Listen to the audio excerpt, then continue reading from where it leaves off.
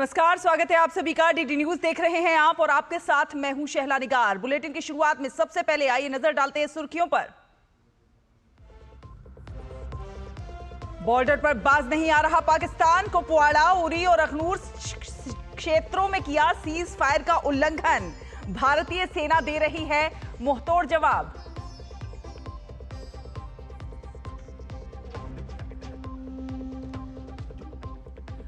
रक्षा क्षेत्र में भारत की एक और उपलब्धि। डीआरडीओ ने स्ट्रेटोस्फेरिक एयरशिप प्लेटफॉर्म का पहला सफल उड़ान परीक्षण किया।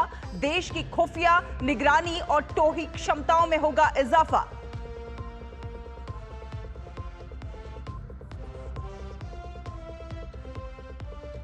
त्रिस्तरीय निगरानी और जैमर के कड़े पहरे के बीच आज देश भर में होगी नीट यूजी परीक्षा। 22,70,000 से अधिक अभ्यर्थियों ने कराया है पंजीकरण।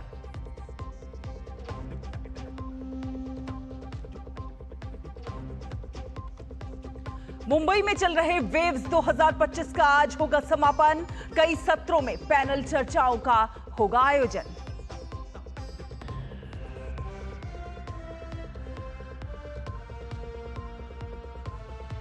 और वैदिक मंत्रोच्चारण के बीच पूरे विधि विधान के साथ खुले श्री बद्रीनाथ धाम के कपाट। जय बद्री विशाल के जयकारों से वातावरण हुआ गुंजायमान।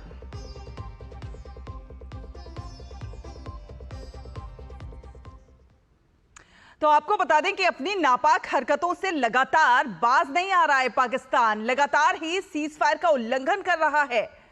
जम्मू कश्मीर के कुपवाड़ा, बारामूला, पुंछ, राजौरी, मेंढर, नौशेरा, सुंदरबनी और अखनूर के आसपास के इलाकों में नियंत्रण रेखा के पार पाकिस्तान की सेना ने फायरिंग की। पाकिस्तान ने बिना किसी उकसावे के छोटे हथियारों से गोलीबारी की है। वहीं भारतीय सेना ने पाकिस्तान की इस गोलीबारी का मुंह तोड़ जवाब दिया है। तो लगातार मुंह तोड़ जवाब दे रही है भारत की सेना। भारतीय सेना ने पाकिस्तान की गोलीबारी का मुंहतोड़ जवाब दिया है। नियंत्रण रेखा के पार पाक सेना लगातार नियंत्रण रेखा के पार जिस तरह से सीज फायर का उल्लंघन कर रहा है, लगातार सीज फायर का उल्लंघन करता हुआ नजर आ रहा है। अपनी नापाक हरकतों से लगातार बाज नहीं आ रहा है पाकिस्तान। लगातार ही सीज फायर का उल्लंघन हो रहा है। हमारे सहयोगी संवाददाता विशाल बैरिस्टो फोन लाइन पर हमारे साथ जुड़ गए हैं। विशाल, इतना सब कुछ होने के बाद भी पाकिस्तान की हरकतें वही हैं। अपनी नापाक हरकतों से लगातार बाज आता हुआ नहीं नजर आ रहा है।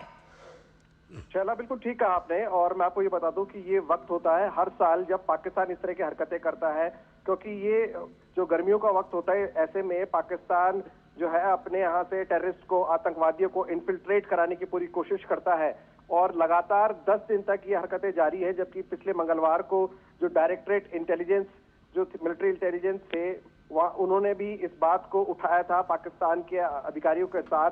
और डायरेक्टरेट इंटेलिजेंस जो है उसमें जो ऑफिसर होता है वो कर्नल और ब्रिगेडियर रैंक का होता है। वीकली इनकी मीटिंग होती है।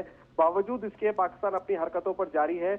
और इस बार जो पिछली रात को जो इसने पाकिस्तान की तरफ से जो अनप्रोवोक्ड स्मॉल आर्म्स फायरिंग हुई है वो अलग अलग इलाकों में हुई है और एक जगह नहीं हुई है। कुपवाड़ा, बारामूला, पूंछ, राजौरी, मेंढर, नौशेरा, सुंदरबनी और अखनूर, ये पूरे जम्मू कश्मीर का जो बॉर्डर है, ना सिर्फ कश्मीर में बल्कि जम्मू तक जाता हुआ जो बॉर्डर है, वहां से लगातार पाकिस्तान कोशिश कर रहा है और इन्फिल्ट्रेशन के अटेम्प्ट्स किए जा रहे हैं। क्योंकि ये कवर फायर है, ये सीज फायर वायलेशन नहीं, ये कवर फायर है ताकि आतंकवादियों को इन्फिल्ट्रेट कराया जा सके।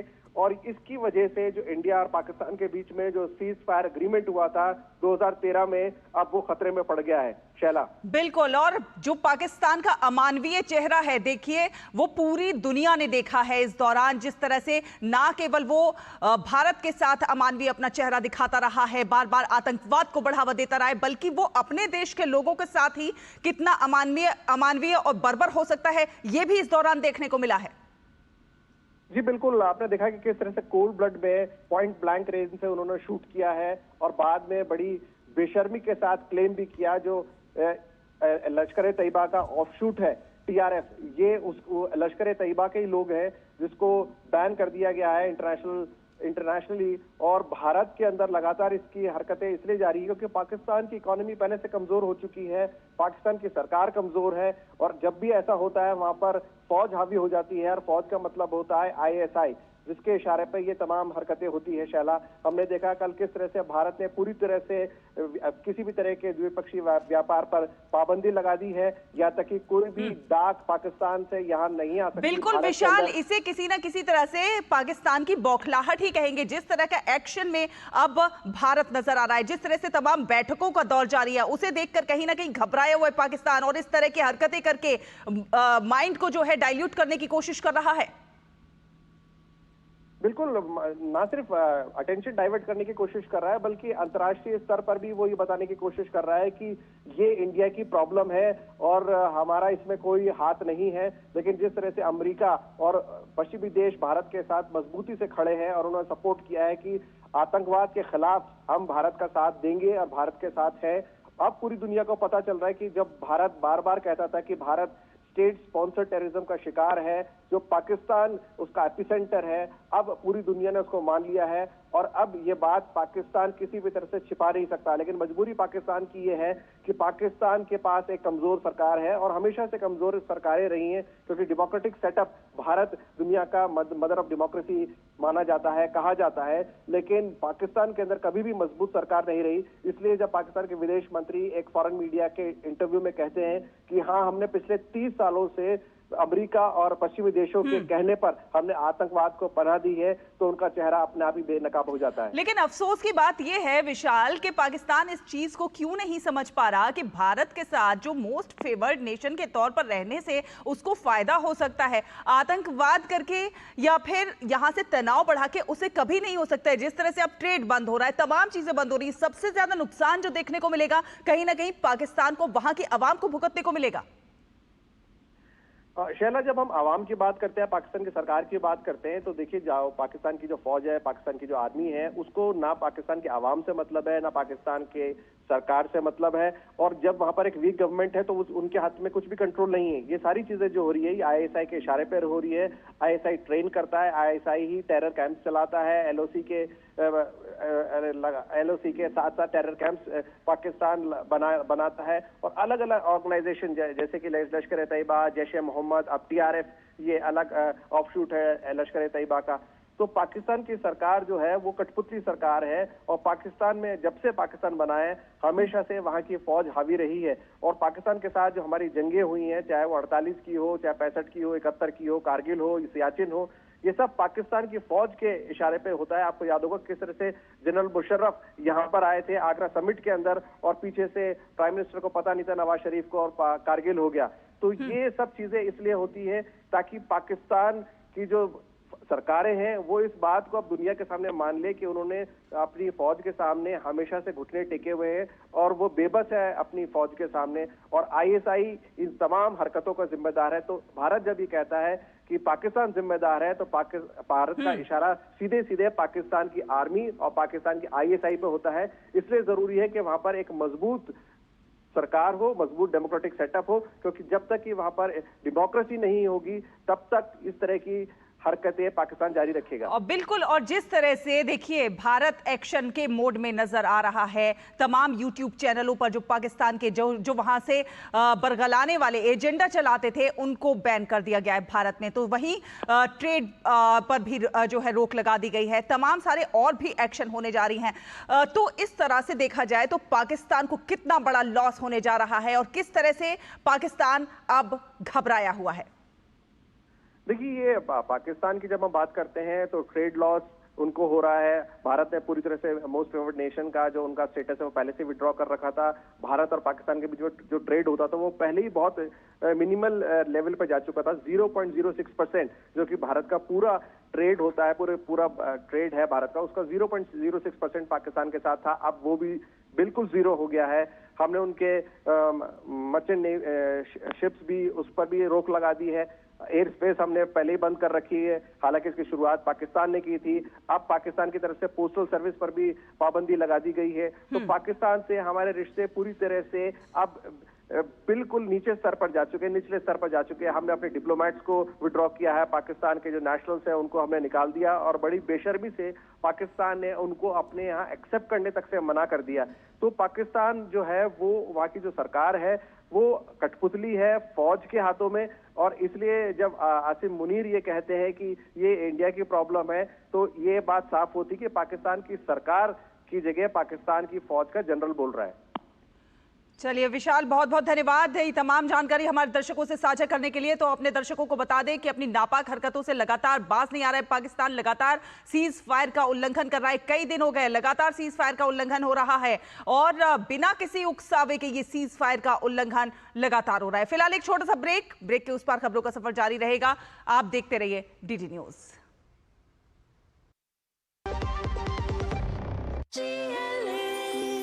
जो लक्ष्य चुना था समझ आने लगा है। GLA यूनिवर्सिटी, उच्च लक्ष्य की निश्चित प्राप्ति। मेरी पसंद, मेरी पसंद, मेरी पसंद, मेरी पसंद, हमारी पसंद, हम सबकी पसंद। मजबूत देश का मजबूत सरिया हो गया स्टील।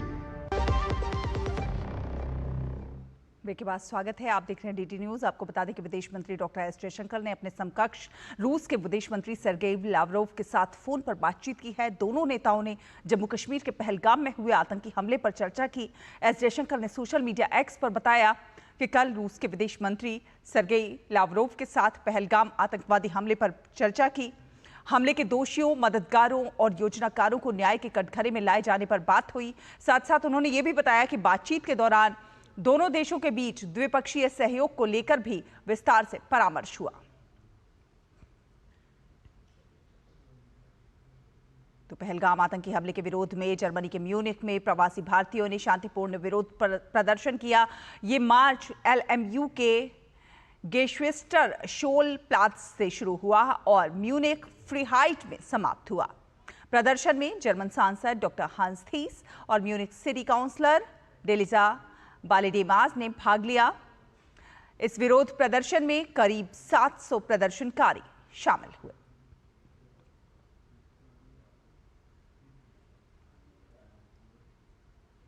भारत ने रक्षा के क्षेत्र में एक और महत्वपूर्ण उपलब्धि हासिल की है। DRDO ने स्ट्रेटोस्फेरिक एयरशिप प्लेटफॉर्म का पहला सफलतापूर्वक उड़ान परीक्षण किया है। यह उड़ान परीक्षण मध्य प्रदेश के श्योपुर स्थित परीक्षण स्थल से किया गया। इसे सेना की निगरानी क्षमताओं को बढ़ाने के लिए विकसित किया जा रहा है। फिलहाल दुनिया के बहुत कम देशों ने यह उपलब्धि हासिल की है। आगरा स्थित aerial delivery research and development establishment द्वारा विकसित इस एयरशिप प्लेटफॉर्म को लगभग 17 किलोमीटर की ऊंचाई पर पेलोड के साथ प्रक्षेपित किया गया। ऑनबोर्ड सेंसर से डेटा प्राप्त किया गया। इसका उपयोग भविष्य में ऊंचाई वाले हवाई जहाजों की उड़ानों के लिए उच्च गुणवत्ता वाले सिमुलेशन मॉडल के विकास के लिए किया जाएगा।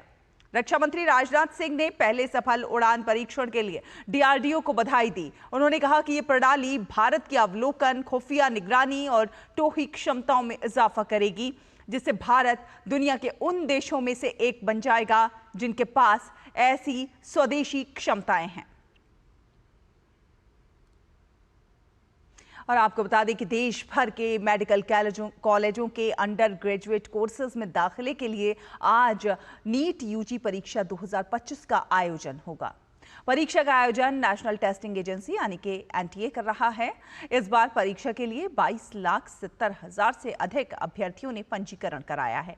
नीट परीक्षा के लिए 500 से अधिक शहरों में 5,453 परीक्षा केंद्र बनाए गए हैं। पिछले साल नीट UG परीक्षा में गड़बड़ियों की शिकायतें सामने आने के बाद NTA ने इस बार सुरक्षा के पुख्ता इंतजाम किए हैं। इस बार 90% से अधिक परीक्षा केंद्र सरकारी स्कूलों, कॉलेजों और विश्वविद्यालयों में बनाए गए हैं। इन केंद्रों की जिला, राज्य और केंद्र स्तर पर त्रिस्तरीय निगरानी की जाएगी। प्रश्न पत्र और OMR शीट पुलिस एस्कॉर्ट के बीच परीक्षा केंद्रों तक पहुंचाए जाएंगे और हर परीक्षा केंद्र के निरीक्षण के लिए ड्यूटी मजिस्ट्रेट की तैनाती की जाएगी। परीक्षा के पहले, परीक्षा के दौरान या फिर बाद में किसी भी प्रकार के कदाचार में लिप्त अभ्यर्थियों के खिलाफ सख्त कार्रवाई की जाएगी। कदाचार में लिप्त अभ्यर्थियों को 3 साल तक एनटीए द्वारा आयोजित परीक्षाओं में शामिल होने से रोका जा सकेगा। साथ ही साथ सार्वजनिक परीक्षाओं, अनुचित साधनों की रोकथाम अधिनियम 2024 के तहत भी उनके खिलाफ आपराधिक और कानूनी कार्रवाई की जाएगी। और नई दिल्ली में चल रहे 1008 संस्कृत संभाषण शिविरों के समारोह का आज समापन है।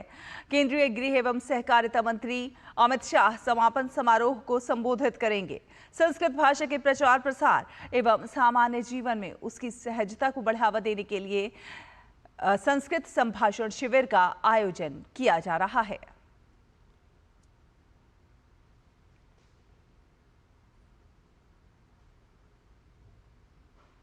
और अब बात वेव्स 2025 की।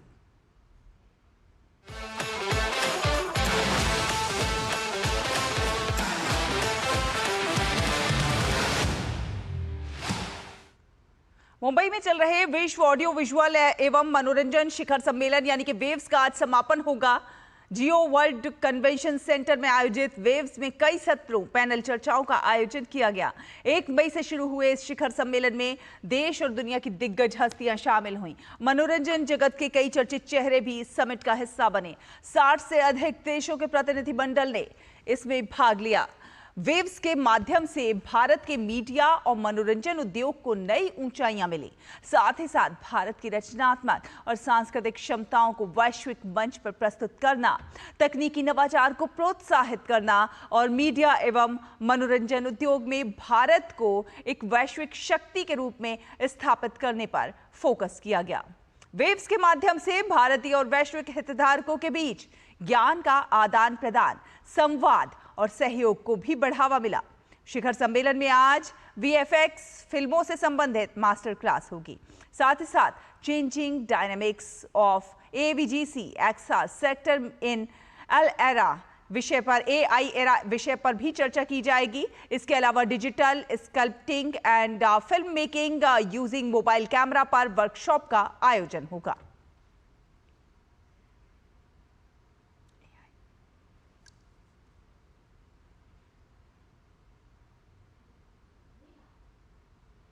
वेव्स 2025 का आज अंतिम दिन है। वेव्स समिट में लोगों की भारी भीड़ देखी जा रही है। वेव्स समिट आमजन के लिए कभी ना देखे जाने वाले अनुभव लेकर आया है। आपको दिखाते हैं हमारी ये खास रिपोर्ट।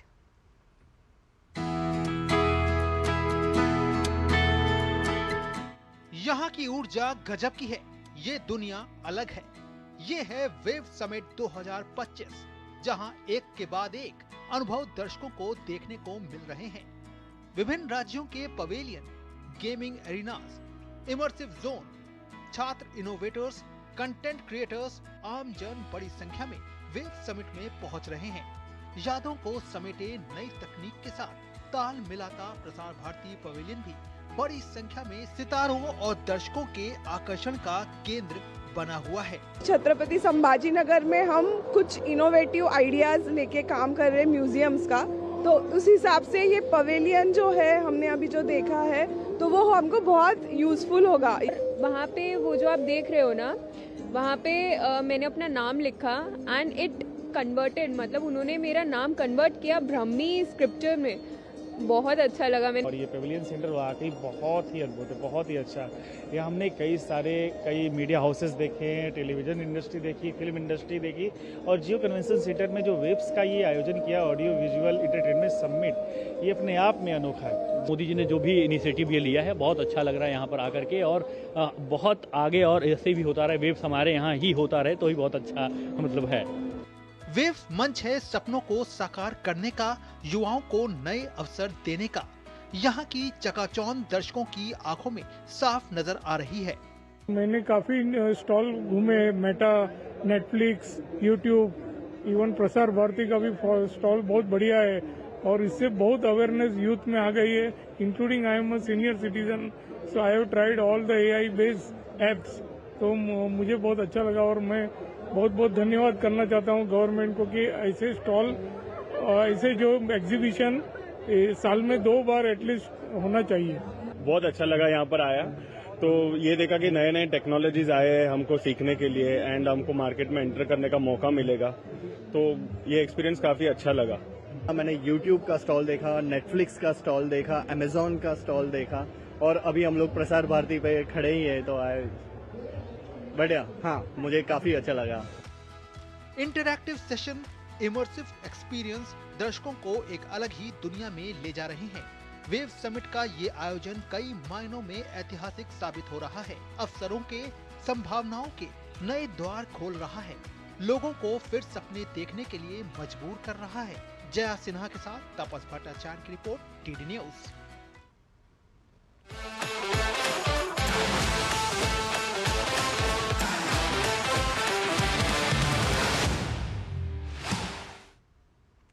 तो ये तो थी खबरें वेव से जुड़ी हुई, और अब आपको बता दें कि दिल्ली स्थित मेजर ध्यानचंद राष्ट्रीय स्टेडियम में आज fit India Sunday on cycle कार्यक्रम का आयोजन किया गया। केंद्रीय मंत्री मनसुख मांडविया कार्यक्रम में शामिल हुए और इस दौरान उन्होंने अन्य प्रतिभागियों के साथ साइकिल भी चलाई। केंद्रीय मंत्री मनसुख मांडविया ने लोगों को फिट रहने के टिप्स दिए और साइकिलिंग के फायदे गिनाए। संडे ऑन साइकिल की आज 21वीं एडिशन है। 7000 से अधिक स्थानों पर देश के टीचर्स ने साइकिलिंग करके देश को संदेश दिया है। संडे ऑन साइकिल से हम फिट रहते हैं। साइकिलिंग एक ऐसी एक्सरसाइज है जिससे फिट इंडिया का मंत्र भी सोल्व होता है, जिसमें ओबेसिटी के अगेंस्ट मोदी जी की लड़ाई को भी हम आगे बढ़ा सकते हैं। संडे ऑन साइकिल से हम पोल्यूशन का सॉल्यूशन भी ढूंढ सकते हैं। इसलिए आज देश के शिक्षकों के द्वारा हम संदेश देना चाहते हैं कि आइए हम सब लोग साइकिलिंग करके अपने स्वयं को फिट रखें। बात करें खेलों की तो रोमांचक मैच में रॉयल चैलेंजर्स बेंगलुरु ने चेन्नई सुपर किंग्स को 2 रन से हरा दिया। चिन्नास्वामी में खेले गए इस मुकाबले में टॉस हारकर पहले बल्लेबाजी करने उतरी आरसीबी ने 20 ओवर में 5 विकेट खोकर 213 रन बनाए। आरसीबी के लिए बेथेल ने 55, कोहली ने 62, जबकि रोमारियो शेफर्ड ने 14 बॉल पर 53 रन बनाए। जवाब में सीएसके निर्धारित ओवर में 5 विकेट गंवाकर 211 रन ही बना सकी। और अब अगली खबर, उत्तराखंड के 4 धामों में से एक श्री बद्रीनाथ धाम के कपाट वैदिक मंत्रोच्चारण और विधि विधान से आज सुबह 6 बजे श्रद्धालुओं के दर्शनार्थ खोल दिए गए। बाबा बद्रीनाथ के जयकारों के साथ हजारों भक्त इस अद्भुत पल के साक्षी बने। श्री बद्रीनाथ धाम को भगवान विष्णु का निवास माना गया है। ये भी मान्यता है कि बद्रीनाथ धाम में भगवान विष्णु 6 माह निद्रा में रहते हैं और 6 महीने जागते हैं तथा सृष्टि का कार्यभार संभालते हैं।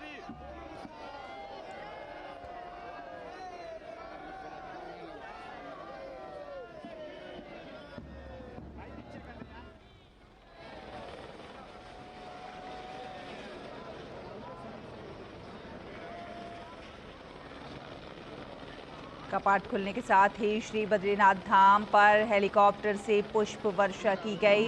इसके साथ ही गढ़वाल राइफल्स ने पारंपरिक धुन भी बजाई। मंदिर को करीब 40 क्विंटल फूलों से सजाया गया है। ये नज़ारा बेहद खूबसूरत, बेहद खास। हेलीकॉप्टर से की गई श्री बद्रीनाथ धाम पर पुष्प वर्षा। और 40 क्विंटल फूलों से पूरे मंदिर को सजाया गया और इस अवसर पर स्थानीय महिलाओं ने झोड़ा नृत्य कर मंगल कामनाएं की। झोड़ा उत्तराखंड का एक लोक नृत्य है। झोड़ा नृत्य में पारंपरिक ढोल, संगीत, वाद्य यंत्र, हुड़का का इस्तेमाल किया जाता है। झारखंड में, उत्तराखंड में कोई भी शुभ कार्य करने से पहले झोड़ा नृत्य किया जाता है। ये नृत्य सामूहिक रूप से गोल घेरे में खड़े होकर एक दूसरे से हाथ और कंधा जोड़कर किया जाता है। झोड़ा नृत्य का ये नज़ारा, स्थानीय महिलाओं ने झोड़ा लोक नृत्य किया। और अब अंतर्राष्ट्रीय खबरों का रुख करेंगे। आपको बता दें, सिंगापुर के आम चुनाव में सत्तारूढ़ पीपुल्स एक्शन पार्टी यानी कि पीएपी ने जीत दर्ज की है। पीएपी ने 97 संसदीय सीटों में से 87 सीटें जीतकर प्रचंड बहुमत हासिल किया। ये पीएसी की लगातार 14वें चुनाव में निर्णायक जीत है। 2020 के चुनाव में पार्टी ने 83 सीटें जीती थीं। 52 वर्षीय वोंग ने पिछले साल मई में ली हेसियन लूंग के पद छोड़ने के बाद नए प्रधानमंत्री के रूप में शपथ ली थी। वोंग और उनकी पार्टी पीएपी ने ये चुनाव ऐसे समय में लड़ा जब अमेरिका की टैरिफ नीतियों के कारण वैश्विक अर्थव्यवस्था में अनिश्चितता बनी हुई है। गौरतलब है कि पीएपी सिंगापुर की सबसे पुरानी और सबसे बड़ी राजनीतिक पार्टी है और देश की आज़ादी के बाद से लगातार सत्ता में बनी हुई है। अब एक बार फिर से पीएपी को अगले 5 साल तक सरकार चलाने का स्पष्ट जनादेश मिला है। इसी के साथ इस बुलेटिन में फिलहाल इतना ही। डीडी न्यूज़ पर खबरों का सफर लगातार जारी रहेगा। आप देखते रहिए डीडी न्यूज़। नमस्कार।